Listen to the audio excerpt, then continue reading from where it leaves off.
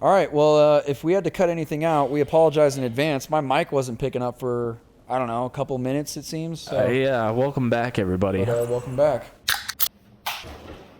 We're following someone's alcoholism. Yeah. I think I might be going the wrong way. I think they might have been sprinting to rehab. I'm not... Trying to make me go to rehab.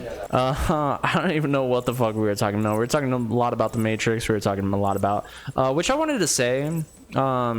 Please, let's keep popping off about The Matrix, bro. I'm here for it. I wanted to say to the audience that I'm sorry if we're not talking about maybe the Batman as much as you wanted to, but you have to realize that we tried to record this once before and we got most of what we wanted to say about Batman out of the way. Like, we were deeply in love with the Batman, the IP, on all shapes and forms. But yeah, we spent 5 whole hours talking about Batman. I mean, we even reiterated on some things that we've said before. So if you wanted to see us fanboy about this game, like, it'll happen. Maybe, like, who knows? But we'll get there. But like, we just literally had a recording session not that long ago, doing the same exact thing. So true. Wanted to preface that a little bit. But yeah. You've probably told me this before,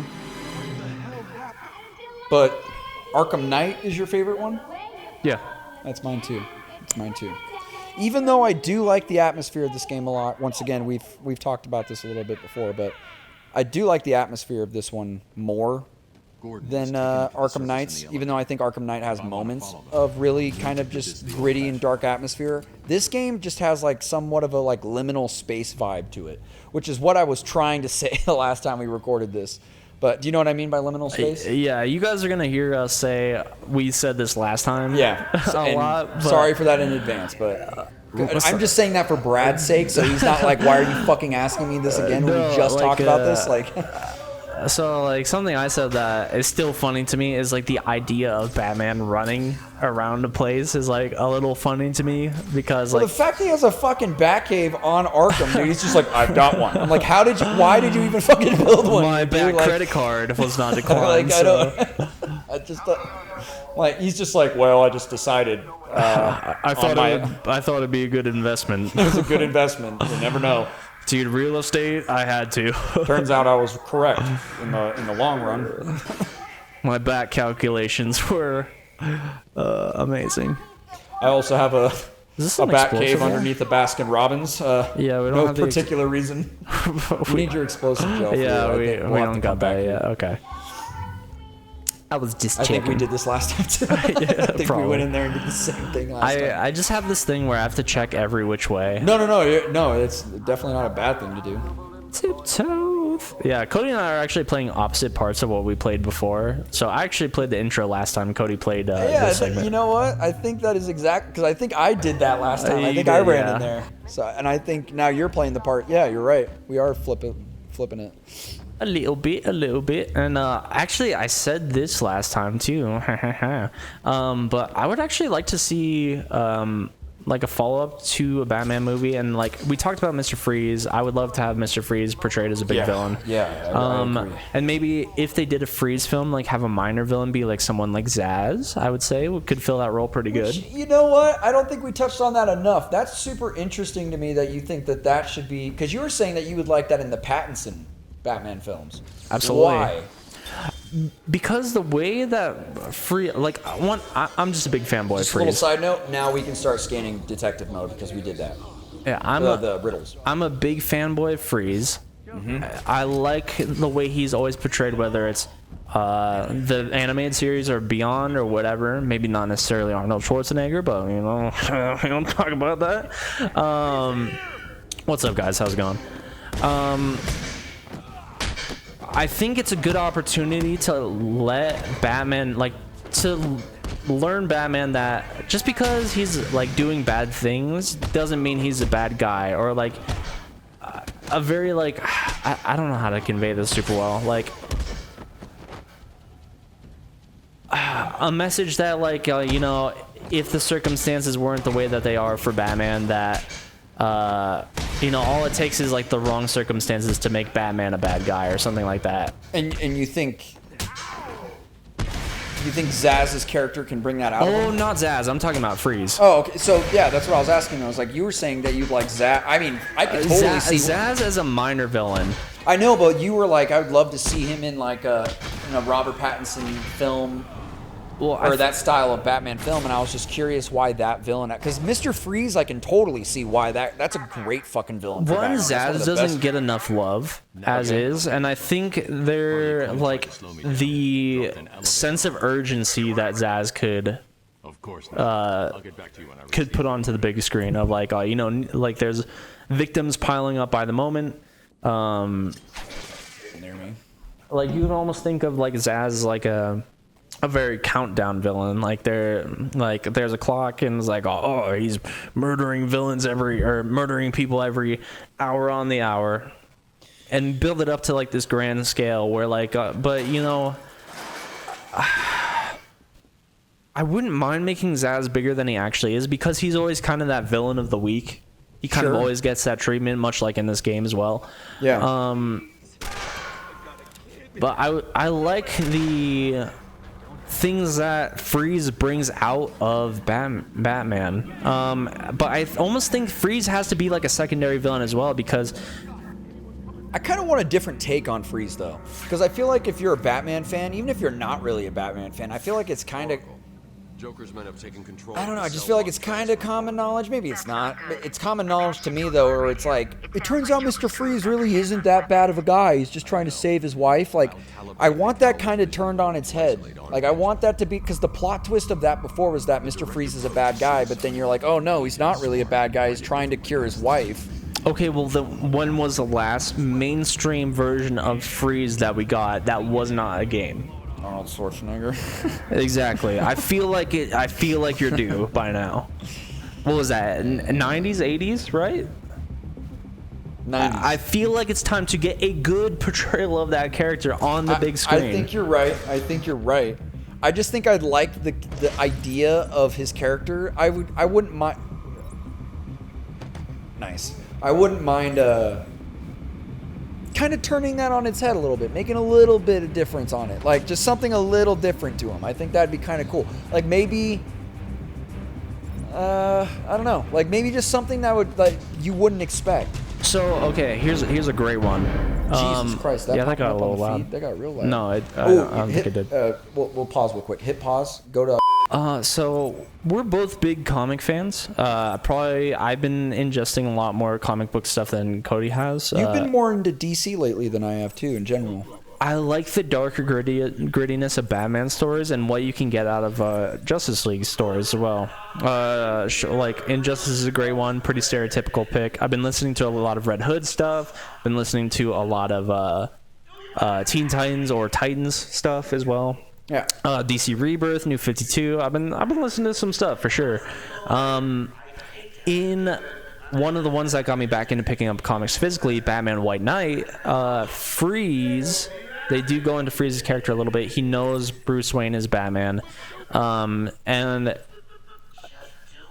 it turns out in that story that Freeze is much older than we thought. He was like working with Nazis in the past, and it goes a little bit into that. I forget where the story goes in his direction, but I wouldn't mind something like a twist of maybe like Nazis or something like that, where like his work dates back pretty far. But I think Freeze works as a secondary antagonist very well, because his motivations are like purely self-serving in the favor of like, oh hey, I love my wife. It just happens the path I need to go down to is not necessarily a good and healthy one. And once again, we've talked about this before, but I feel like I agree with you that he should be a secondary villain, and you should have somebody that should be the main villain that's ultimately the bad guy. Somewhat like Spider-Man 3, just done a little better, because Harry Osborn and Sandman turned out to be both of those characters in Spider-Man 3. I'm going to rub some dirt in your eye. Yeah. But... yeah. Oh, dude, I need to show you that anime. It's so stupid. But it turned out that Venom ended up being just like the pure evil character of that film, even though they did Venom so terrible, in my opinion, on that film. But it's like he's almost evil for no reason. And it's Topher Grace, dude, of all fucking people. Which I adore Topher Grace. I do too, but not in that fucking film. Not in that film. I love that 70s show. Fucking hate him in that movie. Sorry, Topher. I love Doubt you're watching this, but just still.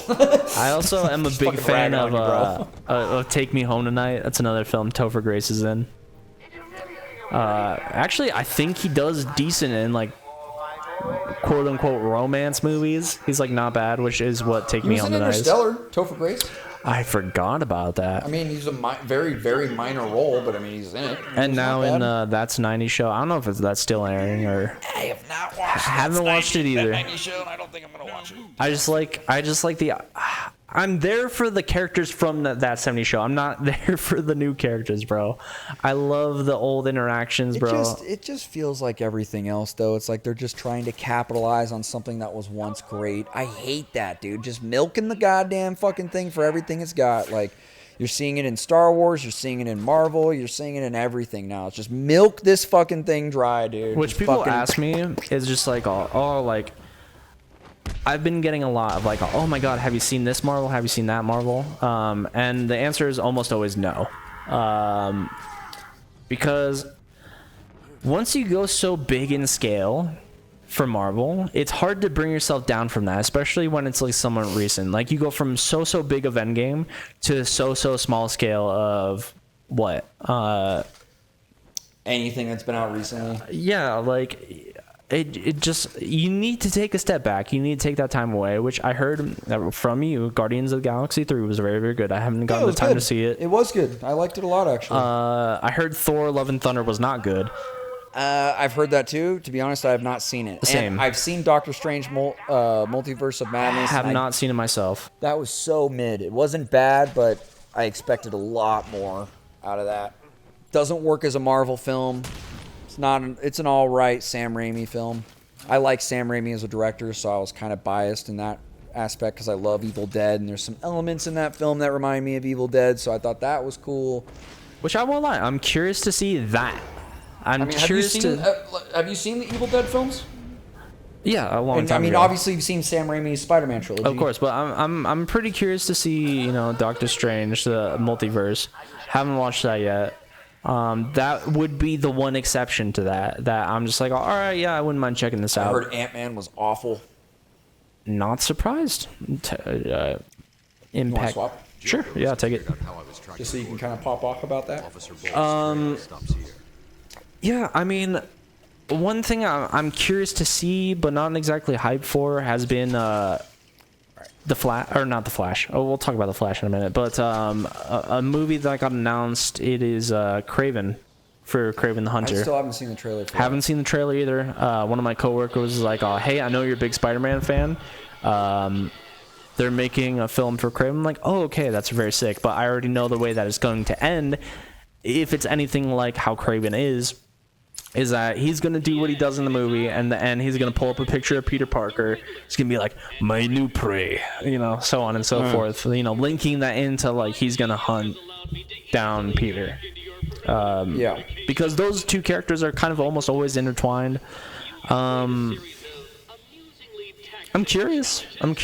And I think the thing that the Venom movies were mid at best, and fucking Morbius. I mean, dude, I don't know, man. I feel like these Spider-Man villain spin-off films are just not good. I want them to be good. I fucking love Spider-Man, but the thing that I'm kind of on right now is that when we first, back in the day, back in the early 2000s, maybe even a little bit before, in the 80s with Batman and whatnot, is that superhero media used to be much more niche than it is now. We have an oversaturation of superhero media. It's everywhere. It pollutes everything. It pollutes films, pollutes TV series. Like, it's everywhere. I feel like we need to take a step back from that.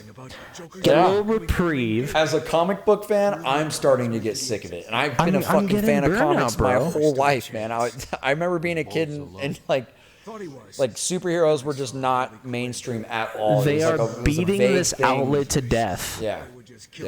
And like I'm a big DC fan. Have been for a very long time. Been going a lot back to the comics, and that's been what's been very refreshing about revisiting that. they carried on without him. DC has not translated the film well at all. Sadly.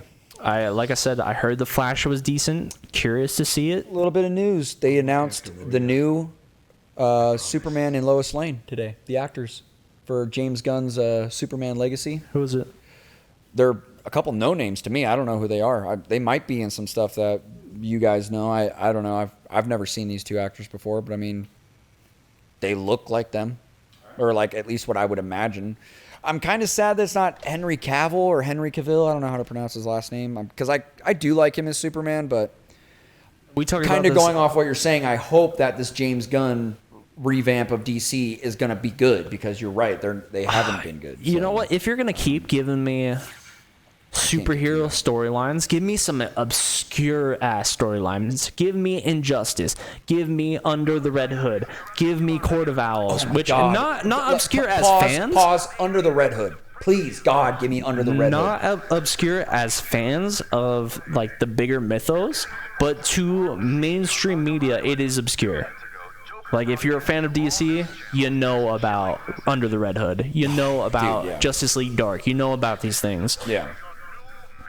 But as far as, dude, oh my, I'm Just a gushing little right plug. If you guys haven't seen the animated film Under the Red Hood, go watch that immediately. That's one of the best Really, really fucking good. superhero films ever made, in my now. Which opinion. It's so goddamn good. you watched it for the first time not that long ago, right? About a year ago. Yeah.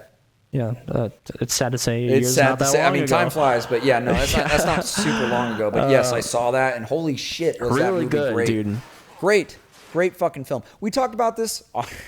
We're going to say this a lot. We talked about this last time, but I feel like we haven't gotten a lot of Jason Todd as Robin. That's another thing that I think would be really cool to see. I yeah. feel like we always hear about Jason Todd. We don't really see Jason You kind Todd of as skip the Robin. pieces until we get Red Hood. I feel like that's the plot twist with all these is that you find out that there was a second Robin, and you're like, there was, and you find out that he existed. That's the plot twist, you know. But Which, okay, you never so- see Jason Todd working alongside Bruce.